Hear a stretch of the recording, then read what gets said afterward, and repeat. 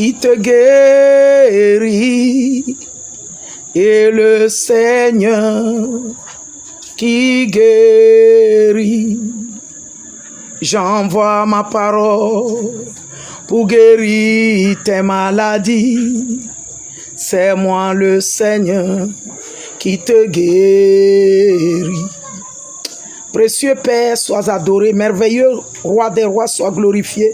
Merci pour ce 3e jour. Merci pour ta fidélité. Merci pour ton amour grand et redouté. Merci pour tes compassions. Béni soit ton amour, ta fidélité. Merci Roi des rois et le Seigneur des seigneurs. En ton nom, tout genou fléchit et toute langue confesse que tu es Seigneur. Voici ce 3e jour. Père éternel, merci. Merci pour ce moment dont nous avons dénommé tempête de prière de feu pour entrer dans ma destinée, pour ma destinée. Seigneur, merci parce que tu nous aides par ta bonne compréhension, par notre bonne compréhension en ta parole, que tu nous instruis à pointer les pas glorieux pour des grandes merveilles de notre destinée. Que tout honneur, louange, adoration te soit rendue et à jamais soit exaltée au nom de Jésus-Christ. Amen. Amen. Sans plus tarder, je lis la parole de Dieu. Psaume. Alléluia. Psaume 57.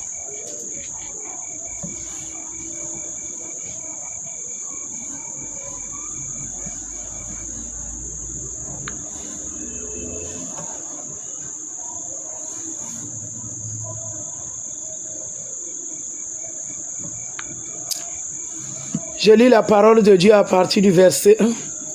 Lorsqu'il se réfugia dans la caverne, poursuivi par qui? Saül. Qui était Saül? Le roi. C'est lui qui règne. Simplement parce qu'il reconnaît par l'onction de Dieu sur lui-même sa propre vie que ce garçon a l'onction royale et qu'il doit régner. Donc pour lui, c'est en cherchant à le détruire, selon lui, c'est là lui va régner davantage. Mais cependant, l'autre a reçu l'onction pendant qu'il avait les 17 ans. Et l'onction est en train de mûrir en lui. Mûrir en lui, il est dans sa formation. Mais le roi étant déjà sur son trône a peur que le jeune homme va prendre le trône. Mais il prendra le trône qu'au temps de Dieu.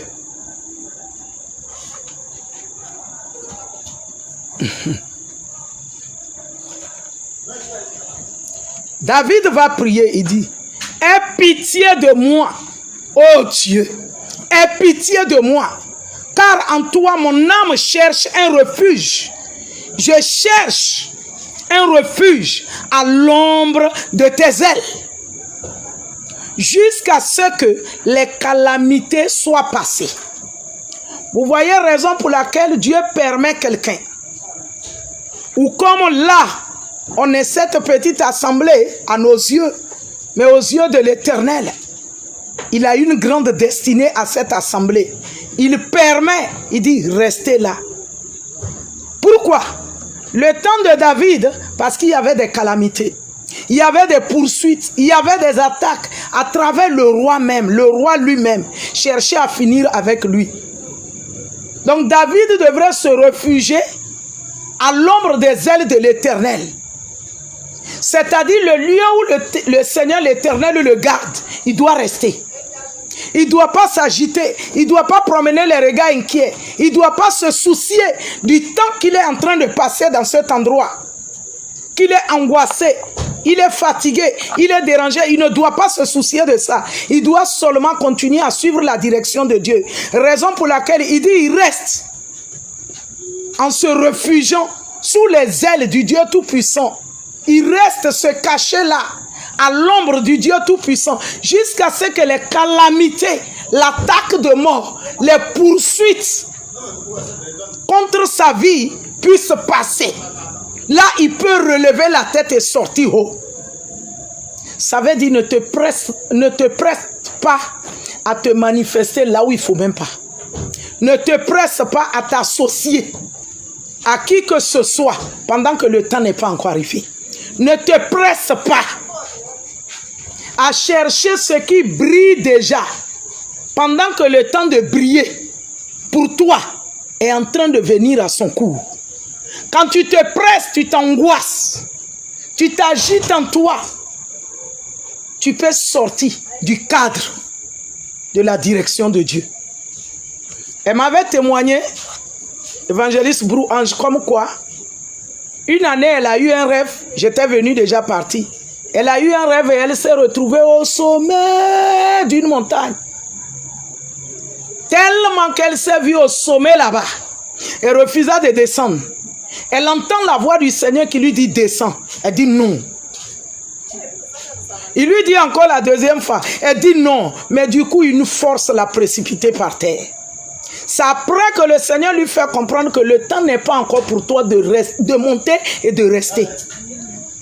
Et le Seigneur lui fait comprendre que tu vois ceux-là que vous appelez bishop, archibishop, que vous dites aujourd'hui ils sont tombés, ils se sont précipités pour monter et demeurer. Mais dans quelle montée ils sont montés? Dans quoi ils ont demeuré? C'est pourquoi vous les voyez comme tombés aujourd'hui. Donc c'est un processus enfin de pouvoir monter. Mais celui qui refuse de payer le prix pour pouvoir monter et demeurer dans sa destinée, quand tu prends raccourci, tu ne pourras pas rester avec Dieu. Tu resteras avec le raccourci que tu as emprunté. Et à la fin de cette raccourci, c'est la perdition pour toujours. Raison pour laquelle David, dans sa prière, il dit, je vais rester. Je cherche un refuge. Et le refuge, là, c'est en toi. À l'ombre de tes ailes, je vais me réfugier. Il dit, mon âme cherche un refuge. Je cherche un refuge à l'ombre de tes ailes. Jusqu'à ce que les calamités passent. Les temps que tu es en train de vivre toi-même, tu es conscient que cela ne te permet pas d'être à la hauteur de ce que tes yeux voient par les autres qui sont dans cette hauteur. Tu ne sais comment ils sont arrivés là-bas. Donc David ne veut pas se précipiter pour aller prendre le trône qui va lui être enlevé rapidement aussi. Donc il a attendu le temps de Dieu pendant que l'onction de Dieu en lui est en train de le former. En train de le former pour le rendre mature. Au fur et à mesure qu'il se réfugie sous les ailes de l'Éternel, la parole de Dieu, ça l'enseigne, ça le fortifie. Il devient sage. Il a le discernement. Il sait esquiver les combats, les pièges. Il connaît. Jusqu'à le temps est arrivé. Quand il est monté au trône, ça a été pour toujours. Tous ceux-là qui ont commencé à se soulever ou qui ont continué à se soulever contre lui pendant qu'il est déjà arrivé au sommet, ont été succombés. Tous ont succombé. Ce n'était plus David qui les poursuivait pour les succomber, mais c'est Dieu même, parce que David était ferme, affermi, il est devenu incontournable, redouté. Raison pour laquelle son propre fils, quand il a commencé à le poursuivre, lui-même il avait donné des instructions que personne ne tue son fils. Et tout le royaume a pris ça comme ça. Les chefs de guerre ont pris ça comme ça. Mais le plan de Dieu, il fallait que son fils meure. Mais puisque lui-même il a dit qu'on ne le touche pas, personne ne va le toucher. Mais celui qui est en train d'exterminer lui-même le roi, ses ennemis, il est toujours Dieu pour lui. C'est lui maintenant qui a combattu pour lui en tuant Absalom. Comment il a permis la mort d'Absalom? Les arbres, appelés les térébintes. Vous voyez, il y a certains arbres là, ils sont comme les aimants. Ils collent là. Ils collent les habits, on a les petits par terre. Ils collent les habits là. C'est eux, pendant qu'Absalom était en train de poursuivre son père dans la course, étant sur les chevaux, le cheval, qu'est-ce que les térébintes font? Lui-même, il a des longs cheveux et beaux cheveux. Les térébintes ont attaché ses cheveux. Ça l'a soulevé comme ça. Il était suspendu. Et le cheval est parti. Il est resté longtemps suspendu là. Même si Joas, le chef de l'armée, n'était pas au courant pour venir l'exterminer, Tous sont déjà partis, ils ne savent pas où il est. C'est qu'il allait mourir de faim. Et il allait mourir des tirs des arbres. Parce que ça le tirait. Et finalement, ça pouvait l'arracher la chevelure et il perd le sang pour mourir. Et c'est David qui l'avait exterminé. Non, Dieu. Pourquoi? Parce que David a suivi le processus. Quand même bien il avait la sentence de Dieu dans sa maison, mais il a continué à aimer Dieu, à se soumettre à Dieu, à suivre la direction. Après ce péché-là qui lui a causé la sentence, il s'est soumis davantage maintenant à Dieu. Donc tous ceux qui se soulevaient contre lui se soulevaient contre Dieu. Donc Dieu n'a pas regardé que c'est le fils d'Absalom. Il a traité rudement avec lui. C'est pourquoi on dit que les arbres même ont combattu. Les arbres combattent. Donc c'est les arbres même qui ont combattu pour David contre Absalom. Pour que David revienne sur son trône en paix, tranquille. Pour ne plus être poursuivi. Parce que quand il est arrivé au trône, ce n'était plus quelqu'un qui le poursuivait. Tous ceux qui le poursuivaient étaient atteints. Maintenant, c'est son fils qui lui rendait la vie dure. Et le Seigneur dit, je vais régler ça. Et le Seigneur a réglé. Pour te dire quoi? Le temps que tu es en train de passer ici, j'ai dénommé mon lieu ici. Lieu de retraite, chambre haute. Je suis dans la chambre haute, en lieu de retraite. Parce qu'il y a une fin. Et je regarde à cette direction de fin. Et je vois que cette direction de fin est en train de s'approcher. Donc je ne peux plus me précipiter par les dits et les faits des gens. Pour ceux qui viennent, c'est sous-bas, ils sont comme ça, et puis ils s'en vont. Je vais me précipiter pour eux, pour faire selon eux. Non, je suis à la chambre haute. Et le temps de la chambre haute des apôtres, quand c'était fini, personne ne leur a dit sortez. Ils sont sortis. Et la puissance de Dieu à travers de leur vie a impacté des milliers. Mais dans le temps de retraite, dans la chambre haute, il y a une attitude qu'on doit avoir. Un comportement qu'on doit avoir. Comme tu es là, il y a un comportement que tu dois avoir. Si tu ne profites pas de te préparer fermement dans ces moments de retraite de chambre haute, tu perdras devant. Parce que tu ne serais pas solide. C'est ça. Tu serais léger. Ton fondement ne sera pas réellement sur le roc. Et si c'est sur le sable, peu de vent qui peut se soulever dans le lieu de la grande destinée, mais toi tu seras déraciné. Et les autres resteront fixés, plantés, sans être agités. Raison pour laquelle quand tu es à la chambre haute, qui est un lieu de retraite selon le Seigneur, tu dois être toujours concentré sur toi et te focaliser sur la personne du Seigneur et sa parole. Parce qu'une chose est sûre, il est là avec toi et il regarde tes gestes et faits. Ça là, il regarde. Il regarde comment ton cœur pèse dans sa volonté en ces lieux appelés humainement des hommes minables. Il regarde. Ton comportement, ça pèse ou ça ne pèse pas dans sa parole. Il regarde. Et je crois que c'est ce que Madame Atsé avait témoigné en donnant exhortation que le Seigneur dit qu'on ne soit pas, c'est comme en aventure. C'est comme en aventure. On vient parce qu'il faut venir. C'est que tu perdras. Mais qu'il y ait le sérieux. Le sérieux, c'est pour ta vie. C'est pour ta vie. Je regarde et je regarde. Je regarde et je regarde. C'est pour ta vie. Si tu n'es pas sérieux, moi je n'ai pas perdu le temps. Moi je n'ai pas perdu le temps. Et toi seul, tu perdras. Est-ce que c'est mon souhait? Non. Alléluia. David le dit. On va bientôt prier. Il dit jusqu'à ce que les calamités passent. Verset 3. Il dit je crie, ô Dieu très haut, ô Dieu, qui agit en ma faveur.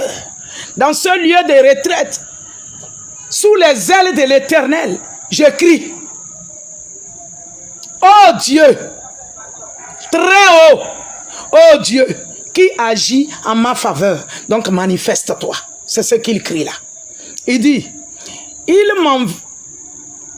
m'enverra du ciel le salut, tandis que mon persécuteur se répand en outrage.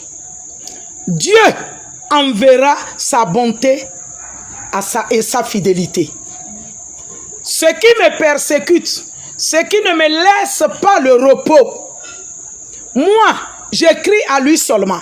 Et pendant que j'écris à Dieu, il enverra sa bonté pour me secourir. Sa bonté va me secourir parce que c'est sa fidélité dans ses promesses pour moi. D'être là confiant en lui, sous ses ailes, à l'ombre de ses ailes. Pendant que je vois toutes les calamités qui se meuvent, mais je crie simplement à lui. Et lui, il envoie le secours. Parce qu'il est fidèle. Il dit, mon âme est parmi les lions. La méchanceté. Ce n'est pas le lion de la tribu, les lions de la tribu de Juda, non. Le lion de la tribu de Juda, lui ne me dévore pas. Lui, il dévore ce qui veut me dévorer. Mais il dit, mon âme est parmi les lions. Je suis couché au milieu de gens qui vomissent la flamme, au milieu d'hommes qui ont pour dents la lance et les flèches, et dont la langue est un glaive tranchant. Méchanceté. En tout, en gros, au milieu des personnes méchantes. Méchanceté. Il dit, je suis parmi eux. Donc si je suis parmi eux, et ils ne me font pas cadeau, qu'est-ce que moi je fais? Je crie à toi. Je lève davantage ma foi vers toi. Je place davantage ma confiance en toi. Je m'appuie fermement en toi. Et je prie constamment à toi. Car tu dis, la prière fervente du juste a une grande efficacité. Et s'il a commis quelque faute, quel que soit le péché, il lui sera pardonné. Donc j'ai la foi ferme en toi, confiance ferme en toi. Et je prie efficacement parce que tu m'as justifié. Donc peu importe le péché que j'ai commis, tu me pardonnes. Et eux, les poursuiveurs, dont la parole a cité, je reprends. Il dit, mon âme est parmi des lions. Je suis couché au milieu de gens qui vomissent la flamme. Tout ce qu'il dit, c'est dévore, dévore. Il dit, au milieu d'hommes qui ont pour dents la lance et les flèches pour attaquer, je suis au milieu d'eux. Il dit, et dont la langue est un glaive tranchant. Eux là, il n'y a pas de pitié en eux. Il n'y a pas de pardon en eux. Voici ce qu'ils sont. Et je suis couché au milieu d'eux. Mais dans tout ça, je reconnais que tu es mon secours. Je reconnais que tu es mon appui. Amen. Il dit au verset 6. Il dit, élève-toi sur les cieux, ô Dieu, que ta gloire soit sur toute la terre. Donc si je suis parmi le peuple sur la terre, pendant que c'est moi je te prie, que ta gloire s'élève et qu'elle soit sur toute la terre, c'est à travers moi cette gloire s'élève. Et toute la terre va voir cette gloire à travers de ma vie parce qu'ils n'ont pas pu atteindre leur but méchant contre moi. Je vis et je me glorifie en toi parce que j'ai crié à toi et tu m'as secouru. Et parce que tu m'as secouru, je glorifie ton nom. Alléluia. Amen. Alléluia. Amen.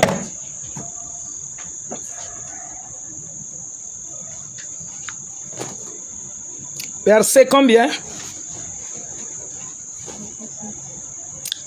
Verset 7, il dit, il avait tendu un filet sous mes pas. Mon âme se courbait. Il avait creusé, que chacun suit la parole de Dieu. Je ne suis pas en train de m'amuser.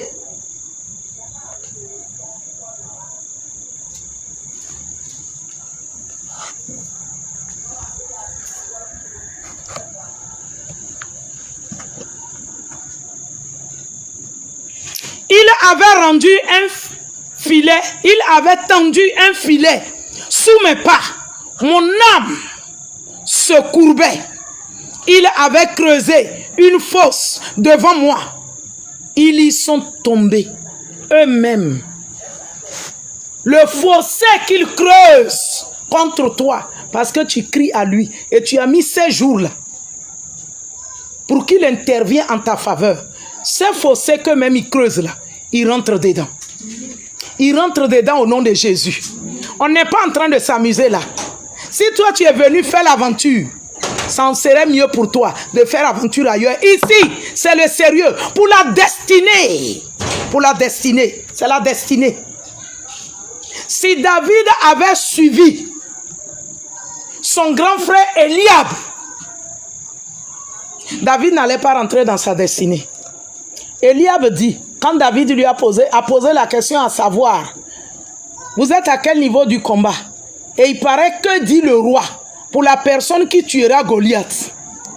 Son grand frère va dire, quitte-le avec ton petit orgueil. Je connais le malin de ton cœur.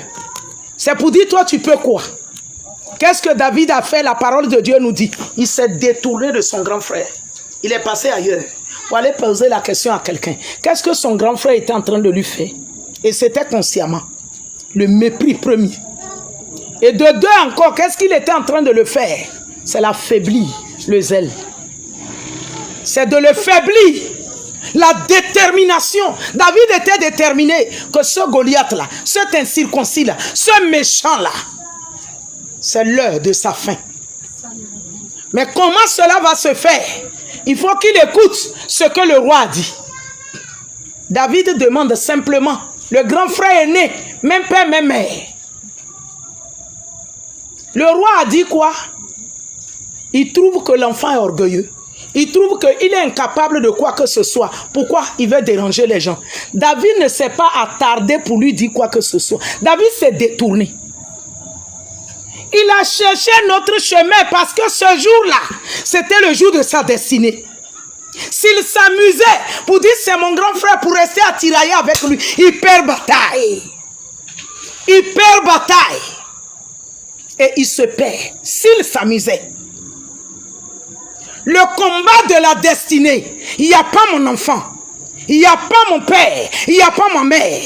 C'est le papa qui avait envoyé David. David devrait se retourner pour aller lui dire, j'ai vu mes grands frères, ils vont bien. Je les ai remis les nourritures que tu m'as données. Et les troupeaux qu'il a laissés en brousse, David allait se retourner pour se soucier de ce troupeau. Mais il a regardé le plus meilleur troupeau de Dieu qui doit rentrer dans leur destinée. C'était le peuple de Dieu. Et non le troupeau, les moutons. Il a oublié. Il a abandonné. Il a plutôt focalisé son âme, ses pensées, son cœur sur sa destinée. C'est de terrasser Goliath et rentrer dans sa gloire et faire rentrer tout Israël dans leur repos. Israël fuyait ça et là. Israël fuyait ça et là. Pourquoi? Parce que le combat était rude. Goliath en face était dangereux.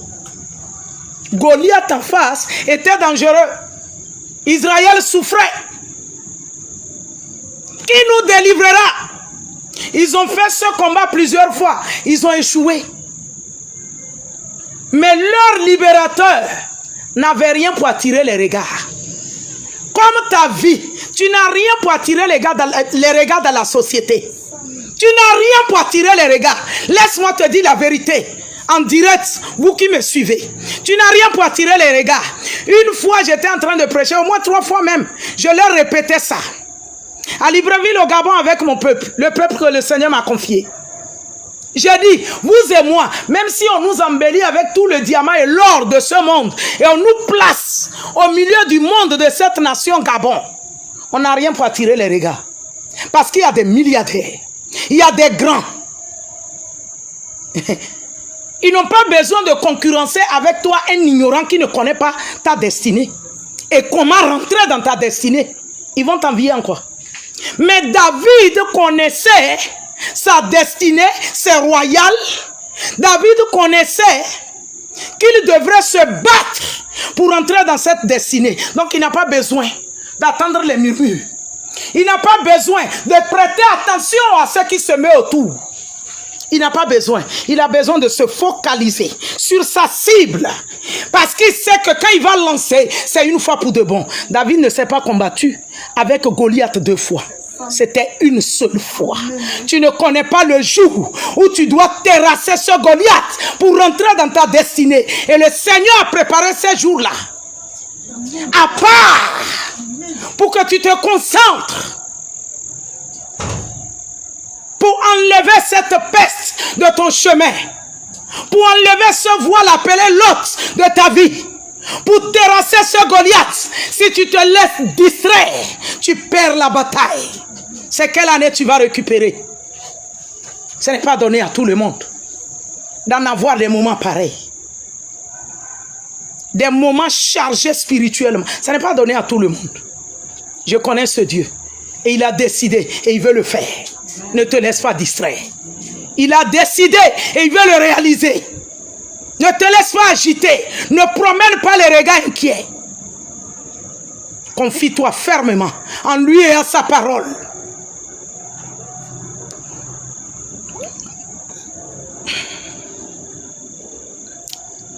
Il dit au verset 8, où je reprends au verset 7, il dit, il avait tendu un filet sous mes pas. Pendant que toi tu marches, ils ont tendu des filets spirituels que tu ne connais pas. Un jour, la sœur Fatou va m'envoyer un message, elle dit, maman, j'ai fait un rêve ou un son, une vision. J'ai vu les gens, ils ont fait un cercle et ils étaient, tu te rappelles, non? C'est des filets, non? C'est des pièges, non? Dans les distractions, est-ce que tu peux échapper à ces filets? C'est un combat. C'est un combat. J'ai mené des combats. Il m'a aidé à combattre et remporter des combats. Elle en sait un peu pour ici. C'est un peu. Les combats ont été levés. J'abandonne mes enfants petits qu'ils étaient dans la maison. Je m'en vais livrer des batailles. Et je remporte. Et tout ça a été des formations dans ma vie aujourd'hui. Pour qu'aujourd'hui, ce que tu dis et tu vois que c'est beau, c'est puissant, c'est merveilleux. Mais il y a eu un prix qui a été payé. Et tu n'es pas là pour payer le prix pour quelqu'un, pour ta propre vie. Si tu prends la légère, comme elle a su bien dit que le Seigneur lui a parlé dimanche, elle a exhorté, on devrait se concentrer. On devrait être là, le sérieux. Elle a cité quelques paroles dessus pour exhorter. Après, quand elle m'avait vu ici, j'ai dit, ça commence par toi-même. C'est ta vie. Si tu ne prends pas au sérieux ce que tu es en train de faire en cet endroit, tu perdras bataille. Pourtant, Dieu, ce n'est pas son souci et son souhait à ce que tu perds bataille. Son projet est surtout, dans cette année, j'ai crié ça plusieurs fois, cette année, ce n'est pas l'année qu'il va te donner, mais ta consécration, ta détermination, ta rage pour ce combat répétitif des années, c'est ça qui va te donner la victoire. Ta rage. On ne joue pas. J'ai abandonné plusieurs fois mes enfants. Et aujourd'hui, nous tous, on se réjouit parce que Christ est en nous. Et chacun est fort dans son domaine. Gloire soit rendue à Jésus-Christ. Elle était là, une année, j'étais là, ici, là. On parlait de l'école de mon fils. J'ai couru ça avec elle pour aller envoyer l'argent de l'école. Mon cœur pleure. Mais Dieu n'est pas prêt de lâcher mon esprit pour partir. Mon cœur pleure. Mes enfants. Mais toujours ça pleure, mais je suis là. C'est ça la prophétie aussi. La peur, la douleur. Il dit fais. Fais. C'est la peur de la chair et non la peur de l'esprit. Agis seulement. Avance. Avance. Ils vivent pas. Aujourd'hui, ils vivent, non? Oh, Yokoso. Il y a un prix à payer. Tu ne payes pas prix, tu ne gagnes rien. Il dit, ils avaient tendu un filet sous mes pas. Mon âme se courbait. Regarde, la douleur l'a amené jusqu'à son âme se courbait au-dedans de lui. Lui-même, il sentait que son âme est courbée. Mon âme se courbait. Il avait creusé une fosse devant moi. Ils y tombent eux-mêmes. Verset 8. Il dit, mon cœur est affermi. Alléluia. Il dit, mon cœur est affermi. Oh Dieu. En qui son cœur est affermi? En Dieu et en sa parole. Avec toutes ces calamités-là, lui dit, son cœur est affermi maintenant. Pourquoi? Parce qu'il se confie au Dieu qui a fermé les âmes qui se confient à lui. Et son cœur a été affermi. Il dit, oh Dieu, mon cœur est affermi 2 fois. Je chanterai, je ferai retentir mes instruments. Alléluia. Réveille-toi mon âme. Réveillez-vous, réveillez-vous. Mon luth et ma harpe. Je réveillerai l'aurore. Donc tous peuvent dormir. Moi je ne dors pas. Hein? C'est ce que David était en train de dire. Tous peuvent dormir. Qu'est-ce que la prophétie? La prophétie est sortie. Ton comportement amène l'accomplissement. La prophétie est sortie. C'est comme ça Dieu. Il envoie sa parole et sa parole les guérit.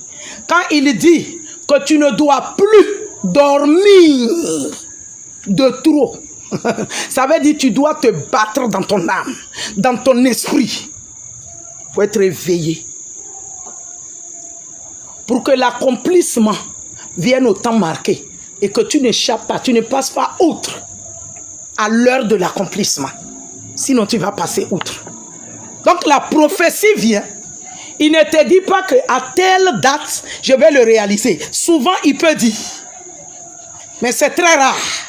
Mais la prophétie court pour l'accomplissement. Mais ton comportement en détermine la réalisation. Et rapide aussi. Quel est le comportement que tu adoptes? L'accomplissement peut être là. Verset combien? Il a dit de te réveiller. Et puis il dit que je réveillerai l'aurore. Ayabo. Très tôt. Même s'il fait tard. Dès que je pense à toi, que je me lève, je me mets seulement avec ces instruments et je parle à mon Dieu. Sous les ailes duquel je suis réfugié. Verset 9. Il dit, réveille-toi, mon âme. Réveillez-vous, mon luth et ma harpe. Je réveillerai l'aurore. 10. Je te louerai parmi les peuples. Seigneur.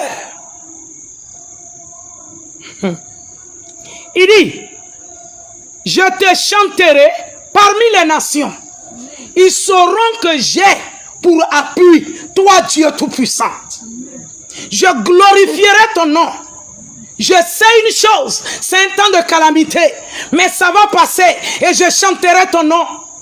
Et je glorifierai ton nom parmi les nations, hautement et fortement, parce que j'ai su persévérer et demeurer sous l'ombre de tes ailes, contre toute tempête, contre toute calamité, et ton onction dans ma vie s'est forgée, et je suis devenu homme fait à ton image, femme fait à ton image. Je ne craindrai plus rien, je te louerai parmi les nations, je chanterai ton grand nom. Le temps venu, rien ne pourra plus retenir ma bouche, parce que je ne serai plus dans les lieux où ils m'ont connu, où ils ont voulu me tenir captif de tout le temps. Je ne serai plus là-bas. Verset 11. car ta bonté atteint jusqu'aux cieux et ta fidélité jusqu'aux nuées. Élève-toi sur les cieux, ô Dieu, que ta gloire sur toute la terre, que ta gloire soit sur toute la terre, que ta gloire soit sur toute la terre, que ta gloire soit sur toute la terre. Amen. Alléluia. Amen. 59 et rapidement. Il dit au chef des chantres, hymne de David, lorsque Saül envoya cerner la maison pour le faire mourir. Vous comprenez? À cause de quoi? Il a fait barricader la maison de David pour le faire mourir. À cause de quoi? Vous voyez la méchanceté? Parce que la gloire est à l'horizon. Le roi est en train de voir que lui, il est en train d'être fini. Celui qui te retenait captif dans une servitude quelconque, il est en train de sentir que non, la fin est arrivée. Bientôt, elle va briller. Sa lumière va jaillir. Il faut faire quoi? Il faut multiplier le combat. Pour lui amener tout ça là à succomber dans la peur. Mais est-ce que David a succombé? Lisons. Mon Dieu, délivre-moi de mes ennemis. Protège-moi contre mes adversaires. Voilà la prière. Délivre-moi des malfaiteurs et sauve-moi des hommes de sang. Waouh! Parce que eux, leur comportement, c'est que l'homme juste, l'homme mis à part de Dieu doit mourir. L'injustice doit régner. La justice doit être bannie. Donc ils sont des hommes de sang. Il dit, car voici, ils ont aux aguets pour m'ôter la vie. Des hommes violents complotent contre moi sans que je sois coupable. Sans que je sois coupable. Je suis innocent, mais ils complotent. Sans que j'aie péché, ô Éternel. Verset 5. Malgré mon innocence, il court, il se prépare. Réveille-toi. Viens à ma rencontre et regarde-moi. Viens à ma rencontre. Donc tu as pris ces moments-là pour ne pas rencontrer Dieu. Il dit, viens à ma rencontre et regarde-moi. Tes regards sur moi, c'est la faveur pour moi. Tes regards sur moi, c'est la délivrance pour moi. Tes regards sur moi, c'est l'honneur pour moi. Tes regards sur moi, c'est la gloire. Il dit, viens à ma rencontre et regarde-moi. Dans toute leur méchanceté, tu m'as justifié, regarde-moi. 60, chapitre 60, versets 1 à 7. Au chef des chantres sur le lise lyrique, hymne de David pour enseigner. Écoute, maintenant, David, il enseigne et ça marque par écrit pour que tu sois enseigné aujourd'hui. Un temps pour tout au nom de Jésus. Temps de fin de calamité au nom de Jésus. Amen. Un temps pour tout au nom puissant de Jésus-Christ. Tu vas comprendre tout de suite qu'il y a un temps pour tout. En Galates chapitre 4, il dit quoi? L'héritier, quand il demeure enfant, il ne peut pas posséder son héritage et fonctionner avec. Il dit, il est sous les législateurs, il est sous les tuteurs. Mais il dit, ce qui me réjouit là, il dit, jusqu'au temps marqué par le Père. Jusqu'au temps marqué. C'est-le que tu es dans le temps marqué par Dieu. Le temps marqué que tu ne pleurniches plus. Le temps marqué que tu ne promènes plus les regards inquiets, mais être confiant et ferme. David a été affermi. On continue la parole de Dieu. Lorsqu'il fit la guerre aux Syriens de Mésopotamie et aux Syriens de Tizoba, et que Joab revint et bâtit dans la vallée du sel 12 000 Édomites, David va dire, oh Dieu, tu nous as repoussés, dispersés, tu t'es irrité, relève-nous. Qui comprend quelque chose? Il dit, relève-nous. Tu nous avais repoussés. Tu nous as dispersés.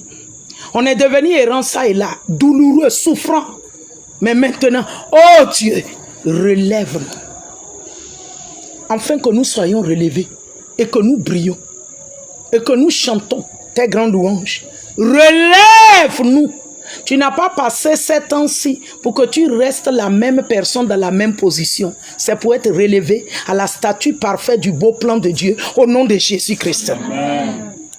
Il dit, tu as ébranlé la terre. Tu les as déchirés. Répare ces brèches, car elle chancelle. C'est de ta vie qu'il parle de la terre. La terre, c'est toi, c'est ta vie. Il dit, le Seigneur a ébranlé. Tu as ébranlé la terre. Tu l'as déchirée. Ta vie n'est-elle pas déchirée? Mais David a prié, il dit, maintenant, répare les brèches là. Les déchirures que je ressens dans ma vie, c'est-à-dire, au lieu que c'est moi qui parle et ça se tait, parce qu'il y a des déchirures en moi, on parle, je me tais. Je n'ai pas de mots. Des créanciers tirent ça et là. Il y a une grande personnalité qui a dit, il dit, je dois tellement que je suis confus, je souffre. C'est ridicule, non? C'est honteux, non? Une grande personne. Pourquoi? Parce qu'il a des déchirures en lui. Toute déchirure qui t'a amené à la honte, à la confusion, à l'ignominie, à baisser la tête, là où tu devrais parler. Et ça doit se soumettre pour écouter. David va dire, tu as ébranlé la terre, tu l'as déchirée. Répare ses brèches. Car elle chancelle. David a dit, répare. Tu as pris ces moments pour que Dieu te répare. Tu as pris ces moments pour que Dieu te répare, afin que tu ne chancelles point, au nom de Jésus-Christ. Amen. Tu as fait voir à ton peuple des choses dures. Tu nous as abreuvés d'un vin d'étourdissement, le châtiment de Dieu. Il y a des personnes qui subissent le châtiment de Dieu. Et David dit, tu nous as fait boire à ton peuple là. Tu nous as fait voir des choses dures, la souffrance, la misère. Tu croyais que ça va aller et ça allait de mal en pire. Et Dieu dit, il y a un temps pour tout. Puisque l'héritier ne veut plus demeurer enfant, il va rentrer dans sa gloire. Parce que le temps marqué par le Père est arrivé pour qu'il rentre dans sa gloire. Et David dit, répare ces brèches. Tu as fait voir les choses dures. Tu nous as abreuvés d'un vin d'étourdissement. Tout ce qui t'a étourdi la vie pour te faire vaciller. Au final, tu te dis, bon, si c'en est ainsi la vie, hein, bon, c'est bon. C'est comme tu as préféré la mort qu'à la vie. C'est comme tu as donné l'importance à la mort qu'à la vie. Tu as tellement échoué dans tout ce que tu entreprends que tu préférais. C'est bon. Dieu même, ça va. C'est des étourdissements. David continue en disant, tu as donné à ceux qui te craignent une bannière. Parce que je te crains. Je suis sous ta bannière au nom de Jésus. Amen. Merci parce que tu m'as donné ta bannière à cause de la crainte que j'ai pour ton nom maintenant et à cause de la prise de la bonne conscience que j'ai maintenant en prenant mon destin en main pour avancer avec toi. Seigneur, je demeure sous ta bannière pour ta seule gloire. Je demeure sous ta bannière. Il dit, pour qu'elle s'élève à cause de la vérité. Merci. Seigneur, je te crains. Tu me fais demeurer sous ta bannière et je me lève. À cause de quoi? La vérité.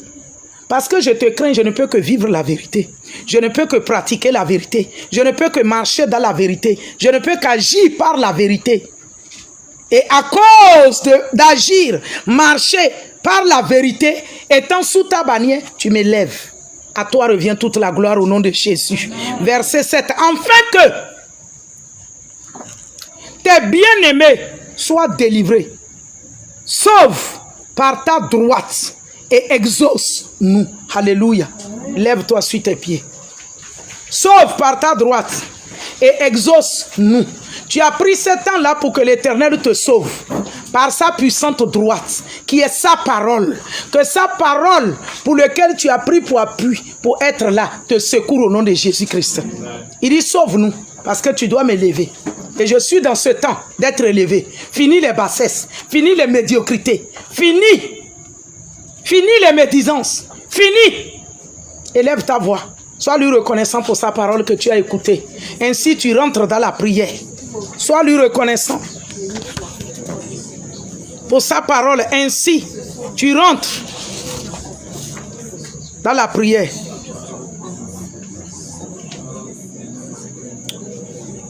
Alléluia.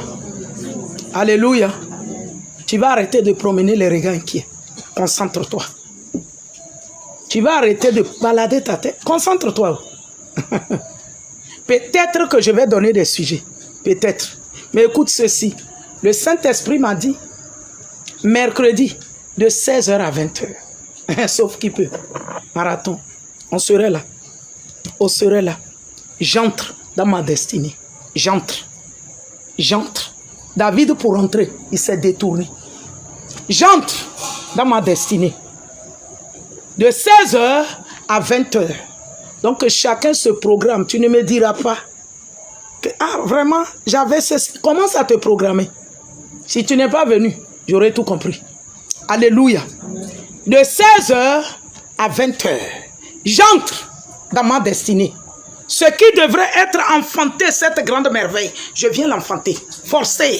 Je l'enfante. Je t'implorais ces jours-là. Maintenant, j'ai pris ma destinée en main. Face de toi, j'entre dans ma destinée. J'entre dans ma destinée. Sera mercredi, le 31. Mercredi sera le 31. Alléluia. Dimanche, c'est la même chose qu'on a fait aujourd'hui. Qu'on a fait les 3 jours là. Et au-delà, qu'on fera dimanche. Mais 31, comprends. Clôture de ce mois. Clôture de ce mois. Et ce mois, il a décidé de te bâtir dans toutes tes parties. Et que cette maison commence maintenant à s'élever. Comme il a résolu.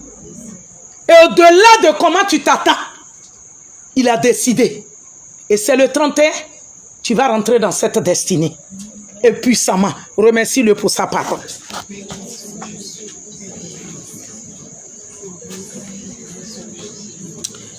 Précieux Dieu, encore une fois, sois glorifié. Merveilleux Père, encore une fois, sois exalté. Roi des rois, encore une fois, sois adoré. Merci pour ces 3 jours que nous avons marché avec toi. Nous te disons merci. Roi des rois, nous te disons merci.